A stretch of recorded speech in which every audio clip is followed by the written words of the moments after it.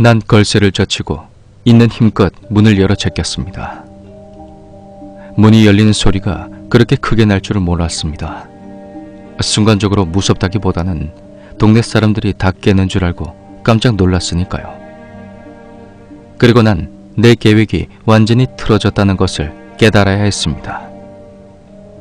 상현은 생각보다 안쪽으로 들어가 있었고 꽃을 따기 위해서는 한 발을 들여놓을 수밖에 없었습니다.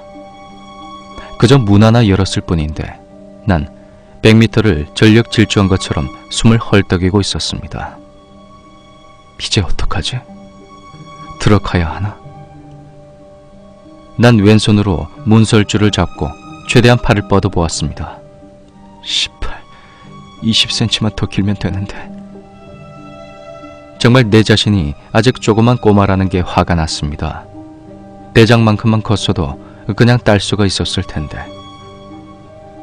난 천천히 오른발을 들어 안쪽으로 들여놨습니다.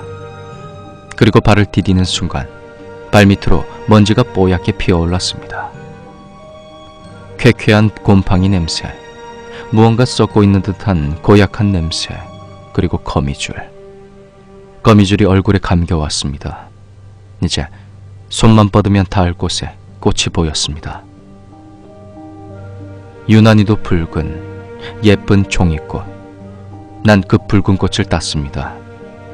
이젠 나가면, 그리고 나가서 뛰면 된다. 2번 다시 안 올 거야. 발들어 밖으로 몸을 뻗을 때 또다시 그 소리가 들려왔습니다. 바로 뒤쪽에서 말이죠.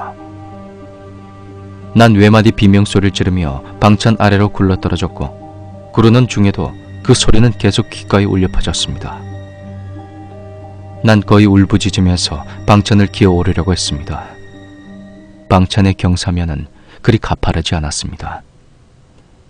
평소엔 평지나 다름없이 뛰어다니며 오르내렸는데 뒤에서 누가 잡아당기기라도 하는 듯이 조금 기어오르다가 미끄러지고 기어오르다가 미끄러지기를 여러 번. 어떻게 올라왔는지 모르겠지만 어느 순간 난 방천 위에 엎드려서 헐떡이고 있었고 한숨을 돌리고 고개를 드는 순간 난 보고 말았습니다. 상여집 지붕 위에 앉아 날 노려보고 있는 할머니를. 상여집 지붕은 삼각형처럼 뾰족했습니다. 절대로 쉽게 앉을 수 있는 자리가 아니었죠. 그리고 할머니는 허리 아래가 없었습니다. 허리 아래가 없는 할머니는 상여집 지붕 위에서 팔짱을 낀 채 꼼짝도 하지 않고 날 노려보고 있었습니다. 그 다음에 내가 어떻게 했는지, 어떻게 그곳을 벗어났는지, 어떻게 마을까지 왔는지 기억나지 않습니다. 난 문 닫힌 하나뿐인 가게 앞, 하나뿐인 가로등 아래에 주저앉아 울고 있었습니다. 오른손엔 구겨진 종이꽃이 쥐어져 있었고 옷은 온통 흙먼지 투성이었죠.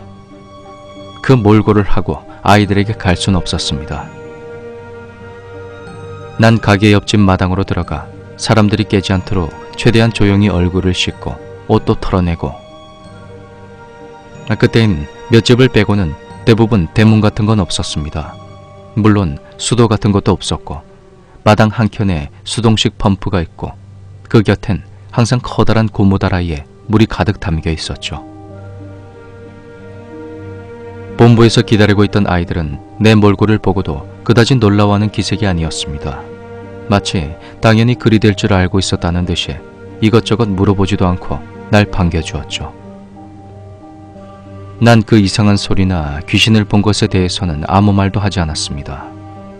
헛소리나 헛것을 봤다고 놀림감이 들 게 뻔했기 때문이죠. 대장은 내가 건네준 구겨진 종이꽃을 정성스럽게 다시 펴서 본부 안쪽으로 들어갔습니다. 아이들은 무슨 의식이라도 치르는 듯이 엄숙하게 대장 뒤를 따라 들어갔죠. 저도 따라 들어갔습니다. 이제 들어갈 수 있는 자격이 있으니까.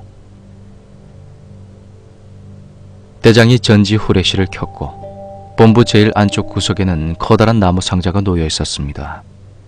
뚜껑을 열자 상자 안에는 아이들의 이름이 적힌 종이꽃이 수북이 쌓여 있습니다.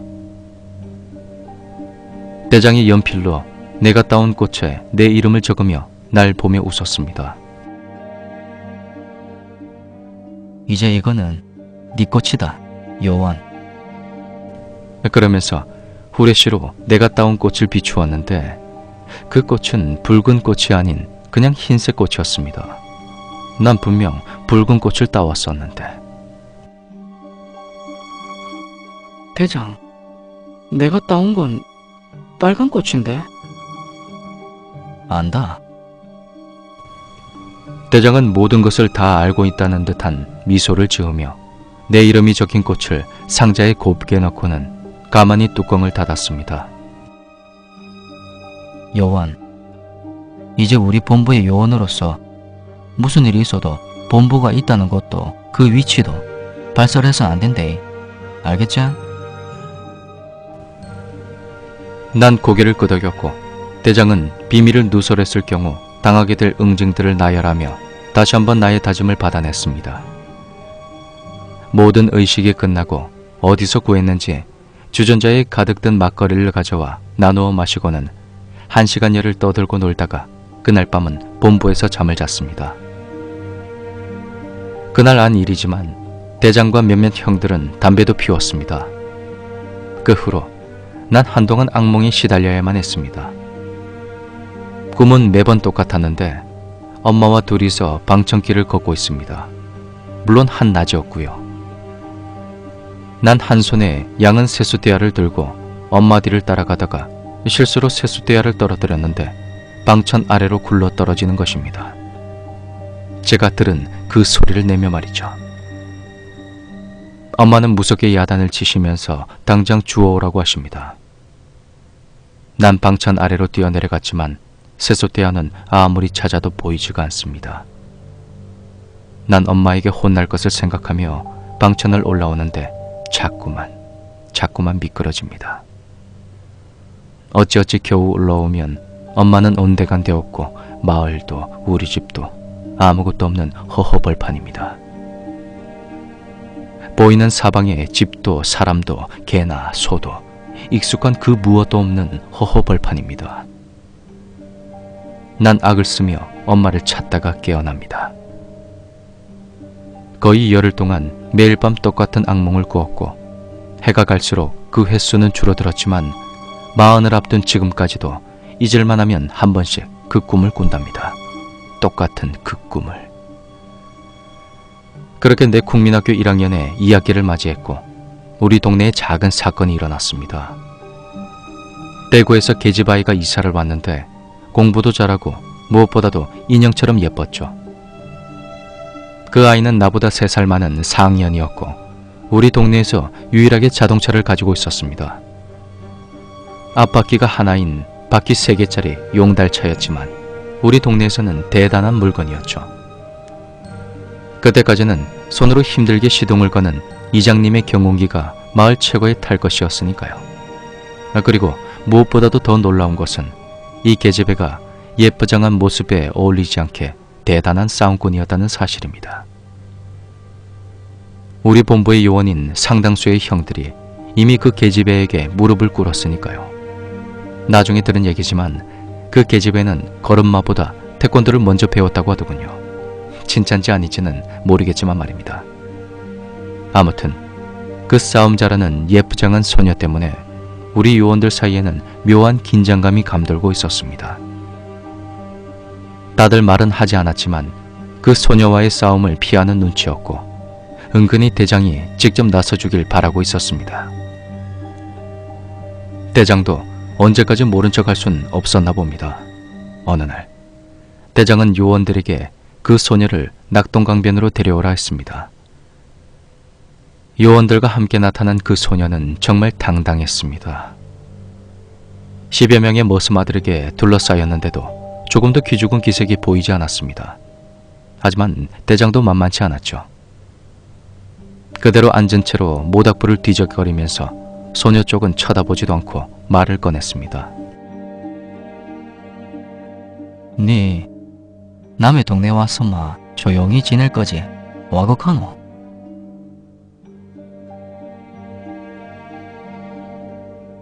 네가 이 동네 골목대장이가. 남의 동네 아니다. 내도 이사 왔다 아이가. 이제 여가 우리 동네이라.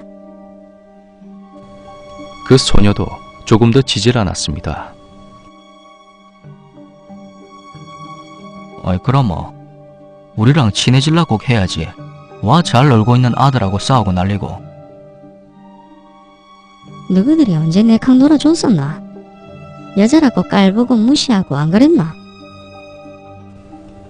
소녀가 아이들을 노려보자 모두들 찔끔하는 눈치였죠. 대장은 소녀를 한번 보고 우리들을 한번 둘러본 후에 다시 소녀를 보면서 말했습니다. 원래 우리는 가스나는 안 끼워준다. 어디 무슨 아들 노는데 가스나가 끼겠노? 소녀는 자존심이 상했는지 주먹을 꽉 쥐더니 아이들을 노려보며 앙칼지게 말했습니다. 너희들 다 내한테 졌지? 한 말해봐라. 니들이 무슨 알았고 내보다 잘하는 게 뭐가 있는데? 싸움을 잘하나 공부를 잘하나? 한 말해보라 카이. 모두들 아무 말이 없습니다. 대장은 갑자기 웃음을 터뜨렸습니다. 그렇게 한참 동안을 웃더니 소녀를 보며 낮은 목소리로 말했습니다. 아주 낮은 목소리로 천천히 사투리를 쓰지 않고 또박또박. 대장이 사투리를 쓰지 않을 때는 화가 났을 때뿐이었죠. 그때 대장이 나이답지 않게 상당히 멋진 말을 했던 걸로 기억하는데 뭐 남자는 남자고 여자는 여자다. 뭐 아무리 잘났어도 여자가 할 수 없는 게 있다. 뭐 그런 의미였던 걸로 기억합니다. 그때 옆에 있던 한 아이가 상여집 얘기를 꺼냈습니다.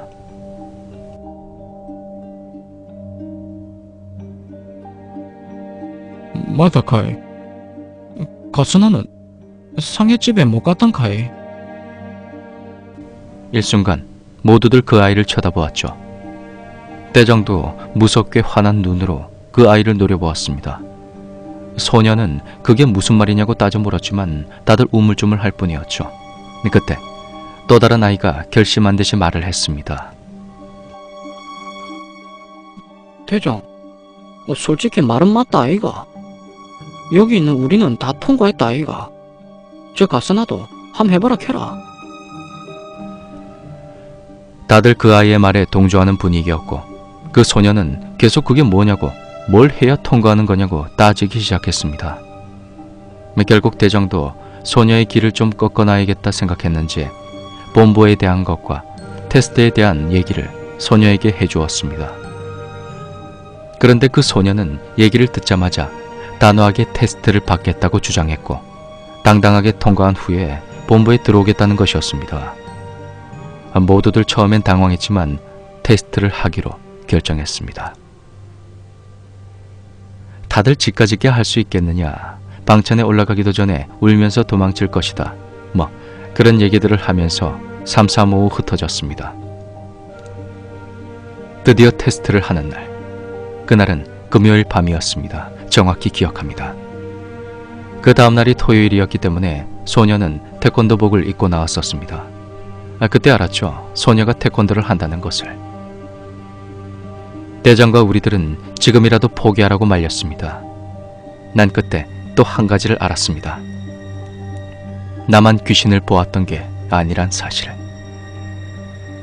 아이들은 귀신이 나온다고, 다리 없는 할매 귀신이 나온다면서 포기하라고 말렸습니다. 소녀는 세상에 귀신이 어딨냐며 그런 거짓말에 내가 겁먹을 줄 아냐면서 한사코 가리고만 했죠. 뒤에서 조용히 보고 있던 대장이 앞으로 나서더니 말했습니다. 지금 포기해도 네 겁쟁이라고 안 칸다. 인마들 겁줄라고 카는 거 아니다. 니는 다른 가서나들하고 틀리다는 거 충분히 증명했다. 안 가도 된다. 소녀는 그 말에 더욱더 자존심이 상했나 봅니다.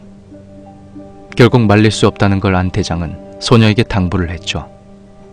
도시락 흔드는 소리가 들리면 문 열지 말고 무조건 뛰어서 집으로 가라고. 대장에게는 그때 그 소리가 도시락을 흔드는 소리로 들렸었나 봅니다. 소녀는 그럴 일 없다면서 당당하게 방찬을 향해 뛰어갔습니다. 10분만 기다리라면서 말이죠. 소녀는 돌아오지 않았습니다. 자정을 넘겨 1시가 다 되어가는데도 소녀는 돌아오지 않았습니다. 아이들은 거바라면서 떠들어댔죠. 분명히 지금쯤 집으로 도망가서 울고불고 난리 났을 거라며, 아마 상여 집까지 가지도 못했을 거라며. 우리들은 우월감까지 느끼면서 싱겁게 끝난 그날의 테스트를 뒤로하고 각자 집으로 흩어졌습니다. 대장만이 무언가를 꼴똘히 생각하는 듯한 표정이었던 걸로 기억합니다. 그 소녀는 학교에도 나오지 않았습니다. 이미 악몽에 시달린 경험이 있던 난 소녀가 악몽에 시달려 학교에서 빠진 거라 생각했죠. 토요일이라 수업을 일찍 마치고 마을로 돌아왔을 때 마을은 발칵 뒤집어진 상태였습니다. 순경 아저씨 2명이 마을 사람들과 얘기를 하고 있었고, 어른들은 우리에게 어제 소녀를 마지막으로 본 게 언제쯤이었는지를 일일이 물어보셨습니다. 아무도 어젯밤의 얘기를 하지 않았습니다. 소녀는 어젯밤 집으로 들어가지 않았던 것입니다. 그리고 하룻밤이 지나고 토요일 오후가 된 지금까지도 소녀는 집에 들어가지 않았고, 그 누구도 어젯밤 이후로 그 소녀를 본 사람이 없었던 것입니다. 우리들은 서로의 눈을 바라보았습니다. 모두들 똑같은 생각을 하고 있다는 것을 알 수가 있었습니다. 상여집. 우린 어른들이 눈치채지 못하도록 마을에서 벗어나 그 상여집으로 향했습니다. 상여집 지붕은 오후의 햇살을 받아 묘하게 빛나는 듯 보였죠. 그 문은 닫혀 있었고 걸쇠도 평상시와 다름없이 걸려 있었습니다. 다들 안도의 한숨을 내쉬었습니다. 봐라, 가스나 요 오지도 않았다 카이. 그럼 도대체 어디 간 게고? 한 아이가 말했습니다. 대장이 조용히 걸쇠를 젖혔습니다. 그리고 천천히 문을 열었습니다. 문이 열리는 소리가 한낮인데도 소름 돋을 정도로 음산하게 울려 퍼졌습니다. 소녀. 우린 모두 그 자리에 얼어붙어 버렸습니다. 소녀는 눈물과 콧물로 뒤범벅이 된 채 저 구석에 앉아 종이꽃을 씹어먹고 있었습니다. 태권도복은 엉망진창으로 진흙투성이가 되어 있었습니다.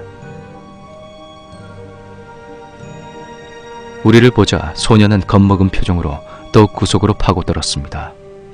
씹어먹던 종이꽃을 꼭 껴안은 채 소녀는 울먹이고 있었습니다. 안 된다. 내 거다. 내 꽃이야. 저리 가라. 내 거다.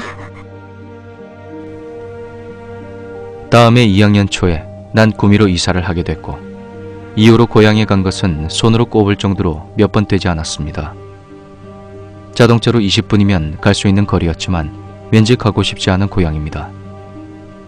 그 상여집은 그 일이 있은 후에 뜯어내버렸고, 그 소녀의 집은 서울로 이사를 갔다는 얘기를 들었습니다. 어른들이 하는 얘기로는 소녀가 신내림을 받아 무당이 됐다고도 하고 서울 어디 큰 병원에서 치료를 받고 있다고도 했습니다. 구미로 이사 온 후에 그 일을 잊기 위해 노력했지만 잊을만 하면 예의 그 악몽을 꾸게 됩니다. 지금까지도. 부디 그 소녀가 완쾌되어 평범한 주부가 되어 있기를 바랄 뿐입니다.